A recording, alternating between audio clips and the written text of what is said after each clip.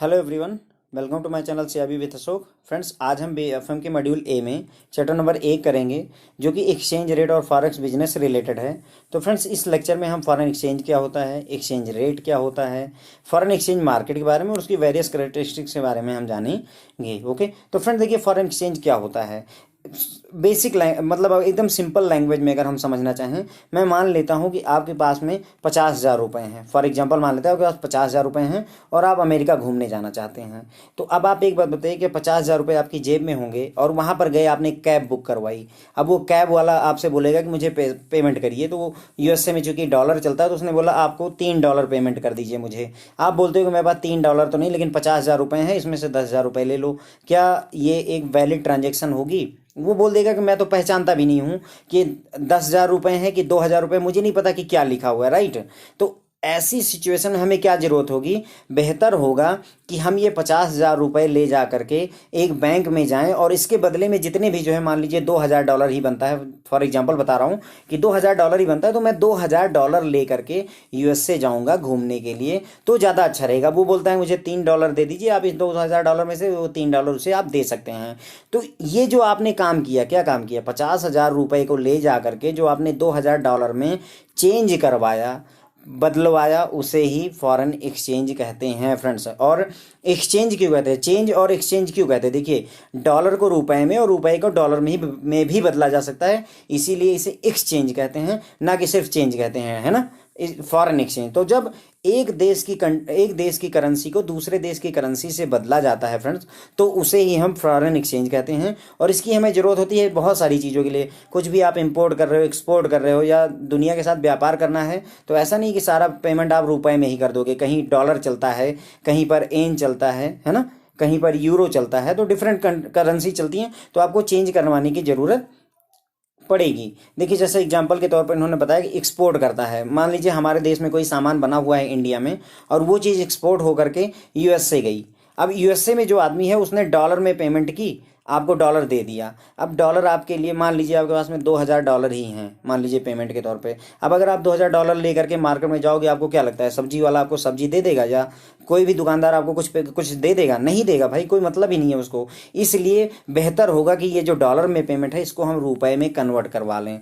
तो कहने का मतलब ये हुआ कि हमारी जो ज़रूरत है वो ये है कि जिस देश की करेंसी है ना, जिस देश की करेंसी है, उस देश की करेंसी को अगर दूसरे देश में जाना है, तो उस देश की करेंसी में कन्वर्ट करवाना पड़ता है, एक्सचेंज करना पड़ता है। इसी काम को ही फ्रेंड्स हम फॉरेन एक्सचेंज कहते हैं। अब देखिए, जैसे इंपोर्ट के केस में, इंपोर्ट हुआ कोई जर्मनी से, आपने मान लीजिए कार मंगवा ली। फॉर एग्जाम्पल मान लेते हैं आपने जर्मनी से कार मंगवा ली है। अब उसकी पेमेंट वो बोल रहा है कि मुझे यूरो में कर दीजिए, 10,000 यूरो किसी कार की पेमेंट है मान लेते हैं। आप बोल रहे हो कि मेरे पास 2 लाख रुपए हैं। आपको क्या लगता है वो 2 लाख रुपए लेकर के एक्सेप्ट कर लेगा यूरो? मतलब वो बोलेगा कि 2 लाख रुपए दे दो, मैं कर लूंगा?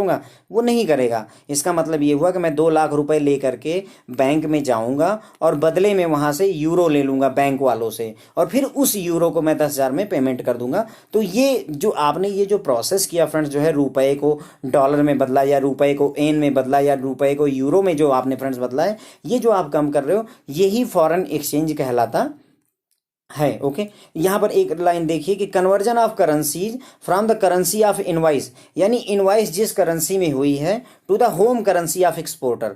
इधर एक्सपोर्टर है, मान लीजिए जिसने एक्सपोर्ट किया है, मान लेते हैं इंडिया ही है, हमने मान लीजिए कोई सामान एक्सपोर्ट किया हुआ है, किसी दूसरे देश को भेजा हुआ है, मान लेते हैं जर्मनी को गया हुआ है। ओके, तो हम अगर जो है ये जर्मनी में जाएगा, तो वहां से बिलिंग यूरो में होगी, लेकिन जो है हमें चाहिए रुपए में। तो यही कह रहा है कि इनवाइस तो यूरो में जनरेट हुई है और उसको रुपए में कन्वर्ट करना पड़ेगा। तो वही इसने कहा है कि इनवाइस, करेंसी ऑफ इनवाइस से होम करेंसी में, एक्सपोर्टर की होम करेंसी में कन्वर्ट करने को ही हम जो है क्या कहते हैं, फॉरेन एक्सचेंज कहते हैं। ओके फ्रेंड्स,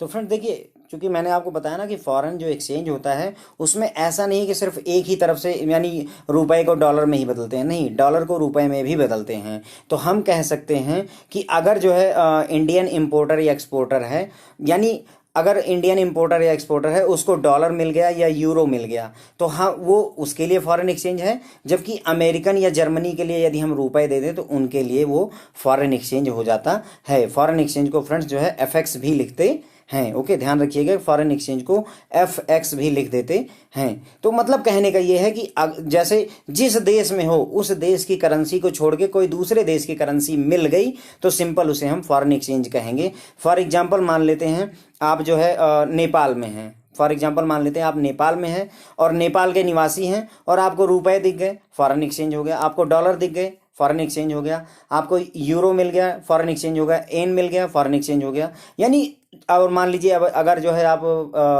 जर्मनी में है, मान लेते हैं जर्मनी में वहाँ यूरो चलता है, तो यूरो छोड़ के बाकी कोई भी करेंसी, डॉलर हो गया, रुपए हो गया, एन हो गया, है ना, कोई भी करेंसी दिख जाएगी तो फ्रेंड्स उसे हम फॉरेन एक्सचेंज कहते हैं। ओके, तो ये बेसिकली मैंने आपको सिंपल लैंग्वेज में समझाया फॉरेन एक्सचेंज क्या होता है। अब फॉरेन एक्सचेंज की डेफिनेशन फेमा एक्ट 1999 में दी हुई है। तो फ्रेंड देखिए, फेमा का full form foreign exchange management act होता है। पहले फ्रेंड्स फेरा था, फॉरेन एक्सचेंज रेगुलेशन एक्ट था, बाद में इसको जो है चेंज करके फेमा में बदला गया, फॉरेन एक्सचेंज मैनेजमेंट एक्ट किया गया। ये 1999 में आया था, ठीक है। और फेमा एक्ट के सेक्शन 2 में डिफाइंड है, फेमा एक्ट के सेक्शन 2 में जो है फॉरेन एक्सचेंज की डेफिनेशन डिफाइन है और ये कहती है कि फॉरेन एक्सचेंज का मतलब होता है फॉरेन करेंसी, विदेशी करेंसी को ही हम फॉरेन एक्सचेंज कहते हैं।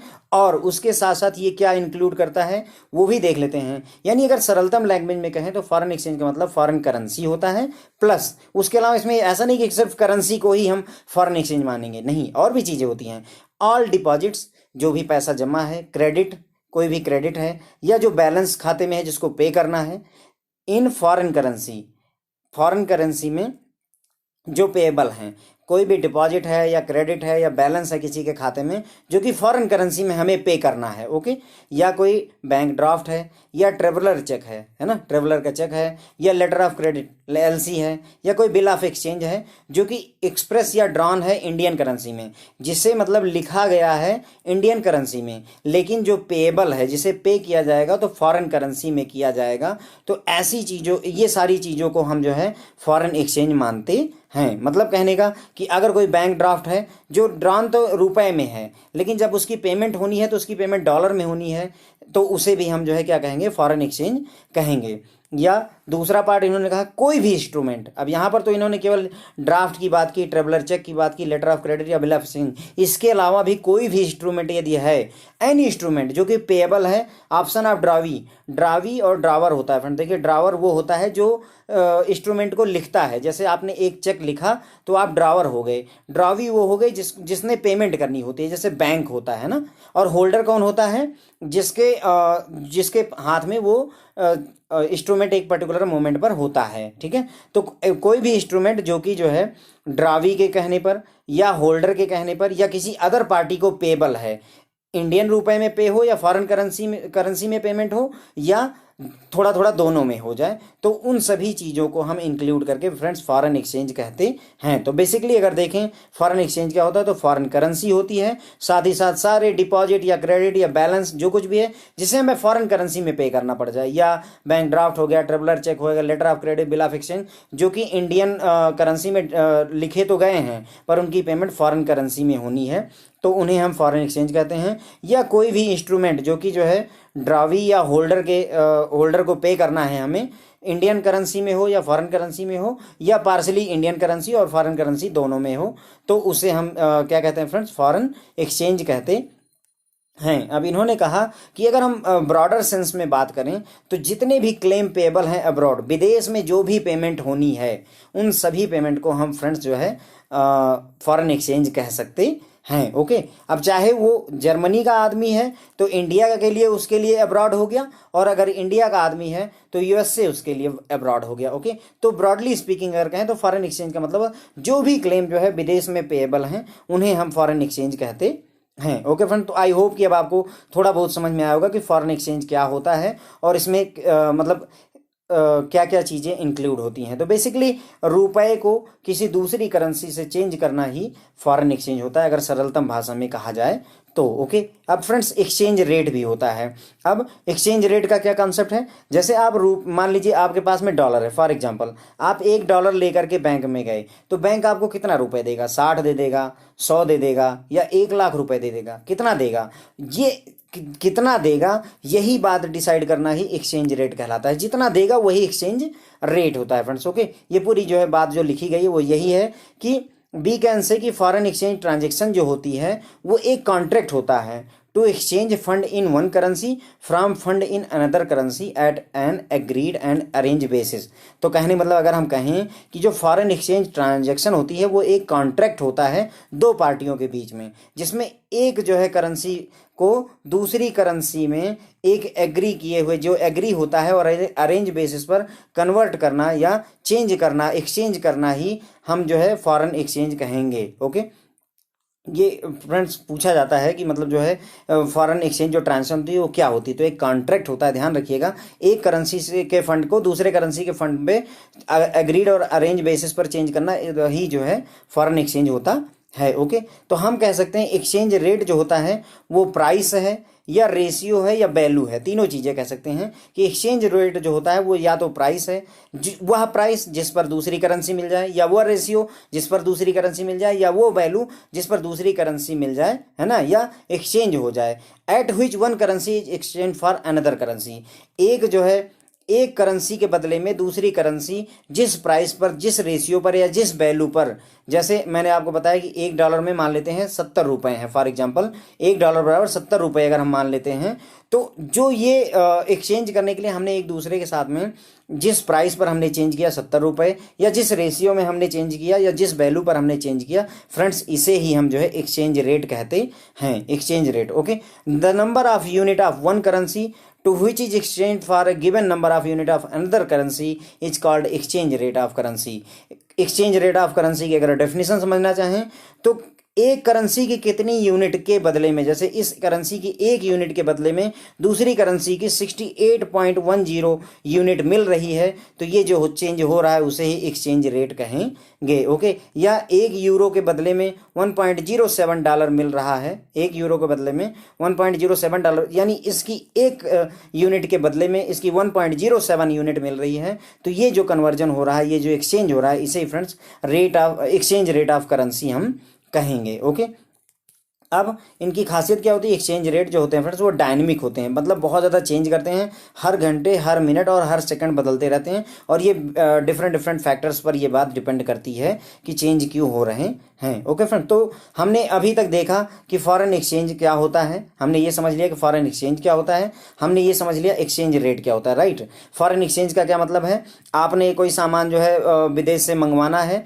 तो आप विदेश में मान लीजिए डॉलर में पेमेंट करनी है, तो आप रुपए लेकर गए और बदले में डॉलर आपने ले लिया, ये हो गया आपका फॉरेन एक्सचेंज, यही इतनी कहानी है। उसके बाद में एक्सचेंज रेट क्या हो गया, अगर आप मान लीजिए जो है 2000 रुपए लेकर गए और बदले में मान लेते हैं आपको $3 या $10 मिल गए, तो ये जो बात हुई कि 2000 रुपए के बदले में बैंक ने $10 ही दिया, तो ये इसका मतलब कि कोई ना कोई एक्सचेंज रेट फिक्स रहा कि मतलब हाँ इतने $1 के बदले में मैं जैसे 70 रुपए दूंगा, तो ये एक एक्सचेंज का रेट सेट है कि इसी रेट पर हम एक्सचेंज करेंगे इस पैसे को। और ये वेरी भी करता है, मतलब कहने का कि हो सकता है कि अभी जो है मतलब डॉलर 70 रुपए का हो और थोड़ी देर बाद ही 72 रुपए का हो जाए, या थोड़ी देर बाद 68 रुपए या 70 रुपए 80 पैसे हो जाए, बहुत नियर बाई भी फ्लक्चुएशन होता है, ऐसा नहीं कि 70 से 62 ही हो जाता है, नहीं, लेकिन 70 रुपए 82 पैसे हो गया, 70 रुपए 73 पैसे हो गया, लाइक दैट ऐसे चेंजेस इसमें होते रहते हैं। ओके, तो अब फ्रेंड्स अब हम यहाँ पर देखेंगे कि फॉरेन एक्सचेंज मार्केट क्या होती है और इसकी वेरियस कैरेक्टरिस्टिक्स क्या होती हैं, ठीक है। तो फॉरेन एक्सचेंज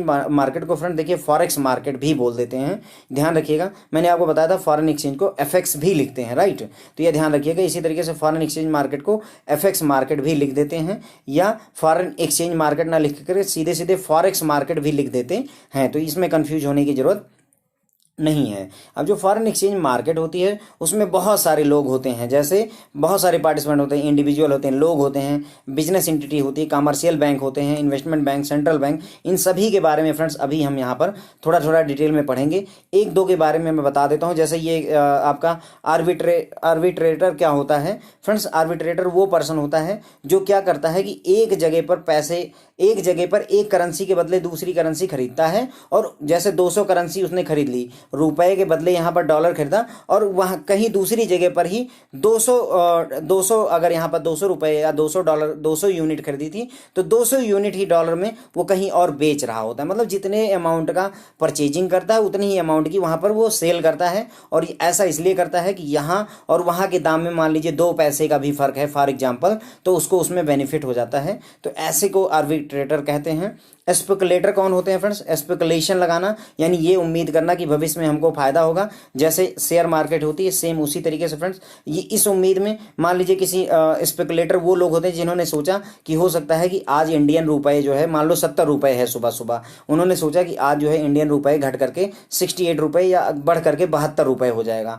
अगर उन्हें लगा कि 68 होने वाला है, डिवैल्यूएशन होनी है, दाम घटने वाला है, तो वो क्या करेंगे, जो भी डॉलर होल्ड किए थे उन्होंने फटाफट बेच दिया, ताकि जो है इस उम्मीद में कि जब ये 68 रुपए का हो जाएगा तो मैं फिर खरीद लूंगा ताकि प्रॉफिट कमा सकूं। तो एक स्पेकुलेशन लगा रहे हैं, एक अंदाजा लगा रहे हैं, है ना, प्रॉफिट कमाने के लिए, तो उन्हें स्पेकुलेटर कहते हैं। और ये लोग क्या करते हैं, ये सभी लोग क्या करते हैं अक्रॉस ग्लोब, मतलब पूरी दुनिया में ऐसे हैं, और ये बाई और सेल करते हैं करेंसी एज पर दियर नीड, मतलब रुपए करेंसी को ये खरीदते और बेचते हैं अपनी ज़रूरत के हिसाब से। अब जो फॉरेक्स मार्केट होती है फ्रेंड्स वो कम्युनिकेशन बेस्ड मार्केट होती है और इसमें कोई बाउंड्री नहीं होती, और ये राउंड द क्लॉक मतलब हर जगह पर हमेशा चलती रहती है, यानी एक जगह बंद है तो दूसरी जगह चल रही होती है। कम्युनिकेशन बेस्ड मार्केट है, ऐसा नहीं है कि मतलब सब, जैसे इन्होंने कहा कि मतलब it is not bounded by wall, यहाँ कोई दीवार वगैरह नहीं होती, कोई ऑफिस वाला कॉन्सेप्ट नहीं होता है कि जैसे सब्जी की मार्केट हो गई या फिश मार्केट हो गई, वहां पर दुकानदार बैठे हुए हैं, ऐसा कुछ कॉन्सेप्ट नहीं है। ये बस मतलब कहने का वर्चुअल टाइप का ही हो गया, कम्युनिकेशन बेस्ड है। कहीं भी ऑफिस है, एक ऑफिस यहाँ है, एक ऑफिस यहाँ है, कहीं है, लोगों को यहाँ तक कि ऑफिस जाने की भी जरूरत नहीं है, सारा काम जो है फोन पर ही हो जाता है, और इस टास्क को हम ओवर द काउंटर टास्क कहते हैं। ठीक है, इसमें जो है प्रॉफिट सेंटर भी है ना, यानी कि हमें जो है फायदा होता है और साथ साथ नुकसान भी हो सकता है। और वर्ल्ड करेंसी मार्केट में बहुत बड़ी मार्केट होती है, उसमें बहुत सारे पार्टिसिपेंट होते हैं, उनके बारे में हम अभी पढ़ेंगे। तो एक बार ये दोबारा देख लीजिए फ्रेंड्स कि जो फॉरेन एक्सचेंज मार्केट होती है इसमें बहुत सारे पार्टिसिपेंट होते हैं जिनके बारे में अभी हम पढ़ेंगे। उसके बाद में ये कम्युनिकेशन बेस्ड मार्केट होती है और हमेशा चलती रहती है, वो भी मैं अभी आपको थोड़ी देर में समझा दूंगा, और विभिन्न देशों के बीच में इसमें ट्रांजेक्शन होती रहती है। प्लस ये कोई दीवाल वाली मार्केट नहीं होती, कोई दीवाल नहीं होती है यहाँ पर, जैसे सब्जी मंडी वगैरह होती है उस टाइप का मंडी नहीं होती है। इसके हर एक का ऑफिस अपना अपना कहीं ना कहीं पर होता है, किसी को एक दूसरे के पास जाने की जरूरत नहीं होती, क्योंकि कम्युनिकेशन बेस्ड है, इंटरनेट बेस्ड है कह सकते हैं। इसमें प्रॉफिट सेंटर है लेकिन नुकसान होने का भी पूरा का पूरा खतरा रहता है। और ये बहुत बड़ी मार्केट होती है और इसमें जो मेजर पार्टिसिपेंट हैं उनके बारे में फ्रेंड्स एक बाई एक देखते जाते हैं। सेंट्रल बैंक होते हैं, सेंट्रल बैंक का मतलब हर देश का अपना सेंट्रल बैंक होता है, जैसे हमारे देश का सेंट्रल बैंक आरबीआई है। तो मैनेजिंग, इनका काम क्या होता है, फॉरेक्स मार्केट को मैनेज करना होता है, यानी आरबीआई हमारे देश की जो फॉरेन एक्सचेंज मार्केट है उसको मैनेज करता है। और जो है ये क्या करते हैं, साथ ही साथ अपने देश की करेंसी की वैल्यू को स्टेबल रखने की कोशिश भी करते हैं। मतलब जैसे $1 जो है 60 रुपए का है, तो इनकी कोशिश रहती है कि बहुत ज़्यादा फ्लक्चुएशन ना हो, ऐसा ना हो कि $1 जा करके 80 रुपए हो जाए। इस चीज़ को कंट्रोल करने के लिए जो भी एक्शन अप्रोप्रिएट होता है वो इसको एक्शन लेते हैं। ओके, उसके बाद में कमर्शियल बैंक होते हैं। कमर्शियल बैंक जैसे हमारा अपना बैंक होता है, ये क्या करते हैं, करेंसी को एक्सचेंज करने का ऑफर करते हैं अपने बड़े क्लाइंटों को या छोटे क्लाइंटों को, उनके जो पैसे हैं उनको हेजिंग के लिए और इन्वेस्टमेंट के लिए ऑफर करते हैं। हेजिंग का मतलब होता है फ्रेंड्स किसी रिस्क को कम करना। ओके, ऐसा इन्वेस्टमेंट करिए ताकि रिस्क कम हो जाए, उसे हेजिंग कहते हैं।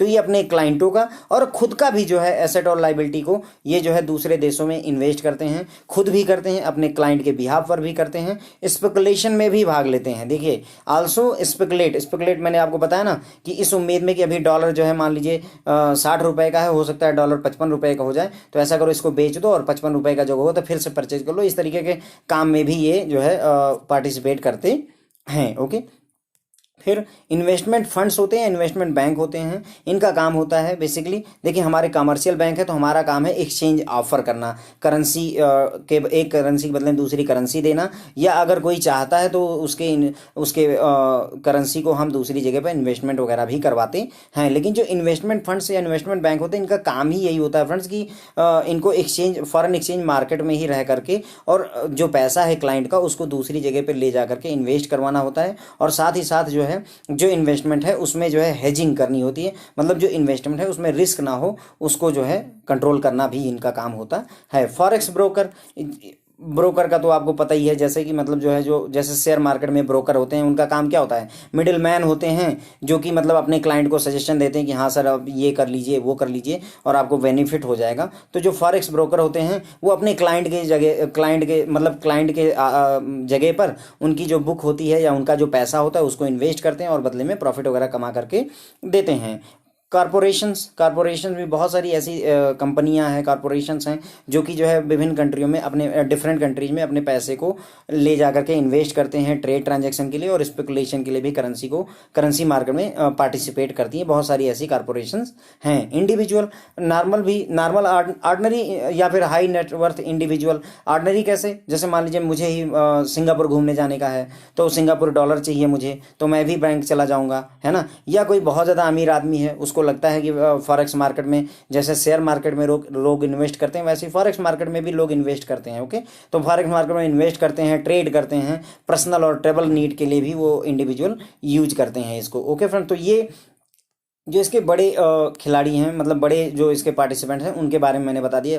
फ्रेंड देखिए, यहाँ पर जो मैं आपको ये इस समय पढ़ा रहा हूँ जरूरी नहीं कि इसमें से बहुत सारी चीज़ें पूछी जाए या ना भी पूछी जाएं, लेकिन चूंकि फॉरेक्स जो है हमारा जो फॉरेन एक्सचेंज टॉपिक है फ्रेंड्स वो हम सब के लिए, मैक्सिमम लोगों के लिए नया है, तो एक बैकग्राउंड जान लेना बहुत ज़रूरी है। क्योंकि अगर आपको बैकग्राउंड का आइडिया नहीं होगा तो आप अच्छे से आगे की चीज़ों को नहीं समझ पाओगे। इसीलिए मैं ये कहूँगा कि जरूरी नहीं कि आप इसमें से ये सारा रटने बैठ जाओ कि सेंट्रल बैंक होता है, कमर्शियल बैंक होता है, हो सकता है इससे क्वेश्चन बिल्कुल ना पूछा जाए। लेकिन अगर आपको आइडिया ही नहीं होगा कि फॉरेन एक्सचेंज मार्केट क्या होती है, कैसे काम करती है, तो आगे की चीज़ें आप कैसे समझोगे। इसलिए इस लेक्चर को इस तरीके से समझिएगा कि एक बार जरूर देख लीजिएगा, बाकी आपकी मर्जी है। जो आपको इंपॉर्टेंट लगे वो ध्यान रखिएगा, जो आपको इंपॉर्टेंट ना लगे उसे इग्नोर भी कर सकते हैं, कोई इतनी दिक्कत नहीं है। ओके फ्रेंड, तो पार्टिसिपेंट जो है इसमें जो पार्टिसिपेट करते हैं लोग फॉरेक्स मार्केट में वो सिर्फ ट्रेवल या ट्रेड पर्पज से ही नहीं करते हैं बल्कि इन्वेस्टमेंट भी करना चाहते हैं। हेजिंग मैंने आपको बताया है, स्पेकुलेटिव भी मैंने आपको बता दिया। तो ये लार्ज वॉल्यूम मतलब जनरेट करते हैं मार्केट के लिए। कौन? सिर्फ अगर जो है मतलब केवल ट्रेड होता, मतलब बिजनेस ही करना है या यात्रा ही करनी होती तो इतना वॉल्यूम ना होता, लेकिन इन्वेस्टमेंट करनी होती है दूसरे देश में, जो इन्वेस्टमेंट है उसको हेज करना होता है, संभालना होता है। स्पेकुलेशन में कि पैसे, जैसे शेयर मार्केट में ही होता है, लोग सोचते हैं कि अभी 30 रुपए का शेयर है, कल को जाकर के 32 का होगा तो लाओ इसमें इन्वेस्ट करते हैं। उसी तरीके से सेम उसी तरीके से मार्केट में होता है कि अभी डॉलर जो है मान लीजिए 60 रुपए का हो सकता है 62 रुपए का हो जाए तो मुझे बेनिफिट हो जाए। तो स्पेकुलेटिव मोटिव के लिए भी ये लोग जो है इसमें इन्वेस्ट करते रहते हैं। और यहाँ पर कुछ डेटा दिया हुआ है फ्रेंड्स कि आप सरप्राइज हो जाएंगे ये जान करके कि जो ग्लोबल फॉरेक्स मार्केट है उसका जो टोटल टर्नओवर पर डे का है वो 5.1 ट्रिलियन है। एक दिन का जो टर्नओवर है वो 5.1 ट्रिलियन है। और उसमें भी जो दुनिया भर का जो व्यवसाय है, वर्ल्ड ट्रेड है, वो सिर्फ इसका 2% है। यानी दुनिया भर में जो ये इंपोर्ट एक्सपोर्ट बिजनेस आप कर रहे हो वो इस 5.1 ट्रिलियन का केवल 2% है, पूरा बिजनेस, पूरी दुनिया का बिजनेस। इसका मतलब ये हुआ कि जो अगर 2% में ही सारा बिजनेस निपट गया है तो 98% क्या है? तो 98% जो काम होता है वो इन्वेस्टमेंट के पर्पज से होता है या स्पेकुलेशन वाली ट्रेडिंग होती है। स्पेकुलेशन मतलब अभी शेयर जो है अभी डॉलर 62 रुपए का है, कल को 63 रुपए का हो जाएगा या 60 रुपए का हो जाएगा, इस बात की स्पेकुलेशन में ज़्यादा ट्रेडिंग होती है। 98% काम तो इसी बात पर हो जाता है कि हमने या तो इन्वेस्टमेंट करनी है या स्पेकुलेशन ट्रेडिंग करनी है। बाकी ये जो इंपोर्ट करते हो आप, एक्सपोर्ट करते हो, वो सारा पूरा का पूरा 2% में ही खत्म हो जाता है। ओके फ्रेंड्स, अब यहाँ पर एक और बड़ा ही इंटरेस्टिंग फीचर है कि जो फॉरेक्स मार्केट होती है फ्रेंड्स वो बहुत ज़्यादा डायनेमिक होती है, मतलब हर पल बदलती रहती है। और जितनी भी मेजर करेंसी जैसे अमेरिकन डॉलर या ग्रेट ब्रिटेन पाउंड हो गया या यूरो हो गया, ये इतना ज़्यादा फ्लक्चुएट करते हैं कि हर 4 सेकंड में इनका दाम बदल जाता है।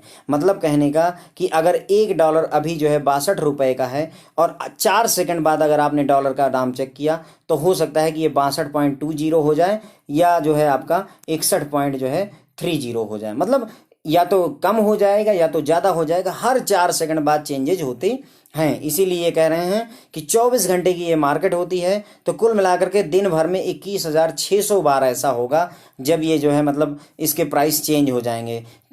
हर 4 सेकंड में बदलेगा तो 1 मिनट में आपका 15 बार चेंज होगा, और 60 मिनट होते हैं और 24 घंटे होते हैं। जब आप इसको मल्टीप्लाई करोगे तो 21,600 आपको मिल जाएगा। इतनी बार 24 घंटे में 21,000 बार जो है दाम बदलता है डॉलर से रुपए का, या किसी भी करेंसी का किसी करेंसी से। तो इसीलिए लोग जो है इसमें स्पेकुलेशन लगाने के बहुत ज़्यादा चांसेस है। क्यों? क्योंकि हर 4 सेकंड बाद दाम बदल रहा है। मान लेते हैं कि अभी डॉलर 62 रुपए का है और मैंने इतने रुपए का डॉलर खरीद लिया है, और अभी 62 रुपये 10 पैसे का हो गया 4 सेकंड बाद ही। तो 4 सेकंड में मैंने 10 पैसे कमा लिए, सिर्फ $1 पे इतना कमा लिया। अब अगर आप 1 लाख डॉलर खरीद लो तो आपको 1 लाख मल्टीप्लाई बाई 10 पैसे के हिसाब से बेनिफिट हो जाएगा। फ्रेंड्स, ये जो मैं आपको समझा रहा हूँ ये एक एग्जाम्पल है, जरूरी नहीं कि फैक्चुअली ये सही हो, ओके, लेकिन एग्जाम्पल के तौर पर ये परफेक्टली राइट है, ओके। तो यही कह रहे हैं कि आपने क्या किया, आप बैठे हुए हैं, आपने अपनी गर्दन इधर की तरफ मोड़ी, और जब तक वापस लौटे तब तक जो है डॉलर का दाम या तो घट गया या तो बढ़ गया रुपए के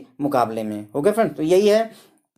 तो ये भी एक फीचर है। हमने ये देखा कि जो दुनिया भर की जो दुनिया भर में डेली का जो टर्नओवर है फॉरेक्स मार्केट का वो 5.1 ट्रिलियन है।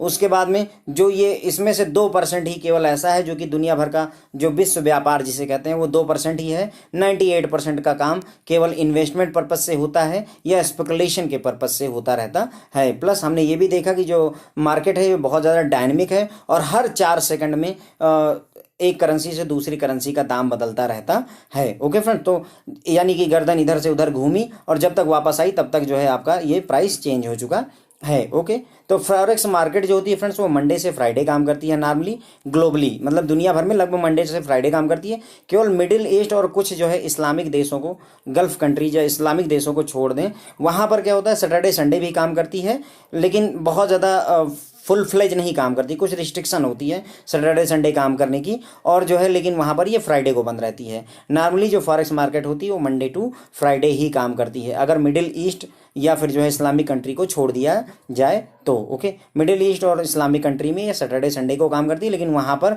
फिर फ्राइडे को छुट्टी रहती है, क्योंकि एक दिन की छुट्टी तो बनती ही है, ओके। उसके बाद में जो लोग फॉरेन एक्सचेंज में मार्केट में जाते हैं, तो देखिए मान लीजिए मुझे जो है 50,000 रुपए के बदले में डॉलर चाहिए तो मैं तो चला जाऊंगा, लेकिन अब मान लीजिए किसी को 2 करोड़ रुपए के बदले में या फिर उसको जो है मान लीजिए फॉरेन एक्सचेंज मार्केट में सिर्फ इन्वेस्ट करना है, उसे पैसे हाँ मतलब नकदी नहीं चाहिए, उसको हाथ में डॉलर नहीं चाहिए, उसको सिर्फ इन्वेस्ट करना है। तो ऐसे केस में वो ब्रांच या बैंक नहीं जाना चाहेगा। वो क्या करते हैं, जो बल्क है, bulk of the forex market का फॉरेक्स मार्केट का जो मैक्सिमम बिजनेस है वो OTC पर होता है, ओवर द काउंटर होता है, मतलब फ़ोन के जरिए होता है या इलेक्ट्रॉनिक सिस्टम के जरिए होता है। वही कह रहा है कि बल्क में, यानी कहने मतलब ऐसे समझ लीजिए कि 10% जो फॉरेन एक्सचेंज हो रहा है वो केवल जो है मतलब बैंक में या फिर जो है जो मनी चेंजर है उनके पास जाके होता है। 90% काम केवल फ़ोन के जरिए या इलेक्ट्रॉनिक सिस्टम के जरिए हो जाता है, ओके। तो वही कहना है कि bulk of forex market are over the counter, OTC over the counter, मतलब काउंटर पर जाने की जरूरत नहीं, ओवर द काउंटर ही हो जाता है। मीनिंग जो ट्रेड होते हैं, जो बिजनेस होता है वो या तो टेलीफोन या इलेक्ट्रॉनिक सिस्टम से आपने अपने सिस्टम में ऐप डाला और लॉगिन करके सीधे सीधे कन्वर्जन कर लिया और फॉरेक्स में इन्वेस्ट कर दिया, फॉरेन एक्सचेंज मार्केट में इन्वेस्ट कर दिया, ओके। अब ये कह रहा है कि इंटरनेट एक्सेसिबिलिटी हो गई है, आपके मोबाइल पर आपने ऐप डाउनलोड किया तो जो फॉरेन एक्सचेंज मार्केट है वो इजीली एक्सेसिबल है, एनी टाइम एनी प्लेस आप उसे एक्सेस कर सकते हैं, ओके।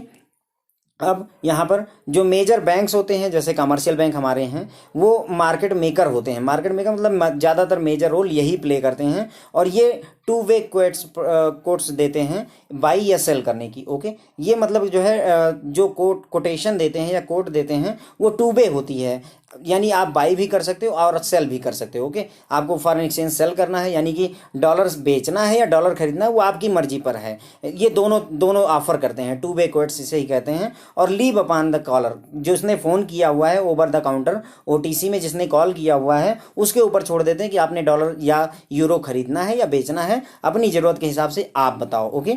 और ये जो है this generate greater depth and volume, और ये जो काम हो रहा है, ये जो ओवर द काउंटर ये जो टास्क हो रहा है इसकी वजह से मतलब जो है वॉल्यूम बढ़ जाता है, मतलब ट्रांजेक्शनें बढ़ जाती हैं। वो जो 98% ट्रांजेक्शनें हैं वो कौन सी थी, आपको फ्रेंड्स बताया था ना, इन्वेस्टमेंट पर्पज से हो रही थी या फिर स्पेकुलेशन के लिए हो रही थी। तो ये जो आपके मेजर बैंक हैं वो जो है कैसी कौन सा ऑफर करते हैं, टू वे क्वेट्स ऑफर करते हैं। ओके फ्रेंड, अब अगर हम एक समराइज करना चाहें कि जो फॉरेन एक्सचेंज मार्केट होती है उसकी वेरियस कैरेक्टरिस्टिक को हम समराइज करना चाहें, तो पहली बात 24 घंटे की मार्केट है, मैंने आपको बता ही दिया कि जैसे 24 घंटे की मार्केट क्यों कह रहे हैं फ्रेंड। देखिए जैसे मान लीजिए इंडिया में अभी हो सकता है कि इंडिया में रात हो रही है, लेकिन अमेरिका में उजाला हो रहा है। जब अमेरिका में रात हो रही होगी तो किसी और देश में उजाला हो रहा होगा, किसी और देश में सुबह हो रही होगी, है ना। तो इसका मतलब ये हुआ कि हो सकता हम जैसे मान लीजिए हमने रात में फॉरेन एक्सचेंज मार्केट अपनी बंद कर दी, पर क्या अमेरिका में बंद हो गई? नहीं, वहां तो अभी शुरू हुई है। जब अमेरिका की बंद होने वाली है, पता चला कि दोपहर के अमेरिका में दोपहर हुआ, तब तक जापान की मार्केट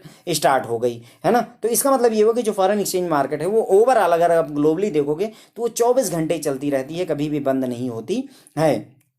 ये ओवर द काउंटर मार्केट होती है, मैंने आपको बता दिया। ओटीसी का मतलब ओवर द काउंटर का मतलब होता है आपको काउंटर विजिट करने की जरूरत नहीं है। ओवर द काउंटर आप फोन कर लीजिए या फिर आप ऐप डाउनलोड कर लीजिए, इलेक्ट्रॉनिक मीडियम का यूज करके आप जो है अपनी ट्रांजेक्शन कर सकते हैं। ग्लोबल मार्केट होती है, ग्लोबल मार्केट है, मैंने आपको बता ही दिया। कोई बाउंड्री नहीं है, कोई स्पेसिफिक लोकेशन नहीं होती। ऐसा नहीं है कि इसी लोकेशन पर फॉरेन एक्सचेंज मार्केट होती है, ऐसा कुछ नहीं है। हर एक का अपना ऑफिस, अमेरिका में यहाँ ऑफिस है, इंडिया में यहाँ ऑफिस है, कहीं और ऑफिस है, कहीं और ऑफिस है, सब ग्लोबली एक दूसरे से कनेक्टेड है, कोई बाउंड्री नहीं है।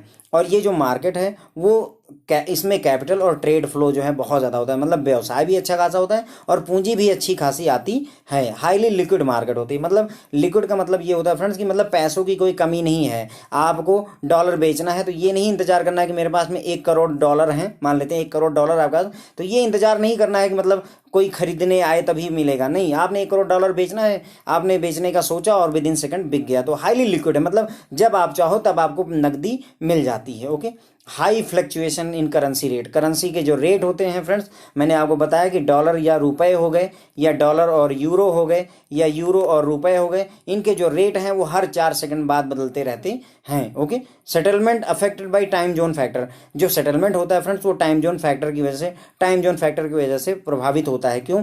क्योंकि मान लीजिए यूएस में किसी ने जो है, जब हमारे यहाँ रात के 2 बज रहे होते हैं, तो यूएस में मेरे ख्याल से सुबह के 9 बज रहे होते हैं लगभग, ठीक है। तो अब वहाँ सुबह 9 बजे किसी ने अगर कोई ट्रांजेक्शन कर दी और वो इंडिया से परटेन करती है तो ये अभी सेटल नहीं होगी, क्योंकि अभी रात के 2 बज रहे हैं। रात के 2 बजे कोई भी इस ट्रांजेक्शन को सेटल नहीं करेगा। जब सुबह होगी हम अपने वहाँ जाएंगे, फॉरेन एक्सचेंज मार्केट में जाएंगे या फिर अपना मोबाइल पे लॉगिन करेंगे, तभी वो चीज़ जो है सेटल होती है। सेटल का मतलब यही होता है। ओके, और जो मार्केट है वो गवर्नमेंट पॉलिसीज और कंट्रोल की वजह से अफेक्ट भी होती है। ध्यान रखिएगा कि गवर्नमेंट पॉलिसीज जो है बहुत बड़ा मैटर होती है फॉरेन एक्सचेंज को मैनेज करने के लिए, क्योंकि अगर गवर्नमेंट की पॉलिसी अच्छी है तभी जो है मतलब फॉरेन एक्सचेंज मार्केट अच्छे से ग्रो करती है फ्रेंड्स। ओके, तो फ्रेंड्स यही इसी के साथ में मैं ये लेक्चर खत्म करता हूँ। आई होप कि मैंने आपको ये क्लियर कर दिया है कि फॉरेन एक्सचेंज क्या होता है। राइट, फॉरेन एक्सचेंज क्या होता है? रुपए के बदले में डॉलर लेना या डॉलर के बदले में रुपए को एक्सचेंज करना, आपस में इंटरचेंज करना ना,